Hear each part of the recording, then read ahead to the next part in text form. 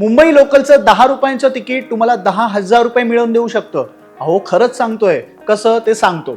मुंबईच्या मध्य रेल्वे प्रशासनानं एकदम भारी योजना आणली आहे. योजनेचं नाव आहे लकी यात्रा योजना. तुम्ही जर लोकलचं रोजचं तिकीट किंवा पास काढला असेल तर रोज 10,000 आणि आठवड्याला 50,000 रुपये जिंकू शकता. ही योजना एप्रिलच्या पहिल्या आठवड्यात सुरू होते. आता एप्रिल फुल बनवलं जात आहे की काय असं अजिबात समजू नका. एप्रिल पासून सुरू होणारी ही योजना 8 आठवडे सुरू राहणार असल्याचं सांगितलं गेलंय. मध्य रेल्वेवर दररोज सरासरी 35 ते 40 लाख लोक प्रवास करतात. त्यात दररोज 4 ते 5,000 प्रवासी विना तिकीट प्रवास करताना पकडले जातात.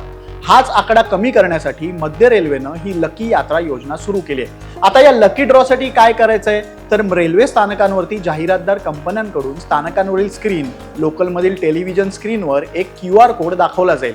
तो स्कॅन करून तुम्हाला वेबसाईटवर रजिस्टर करायचंय, जिथं तुम्हाला सगळी माहिती मिळेल.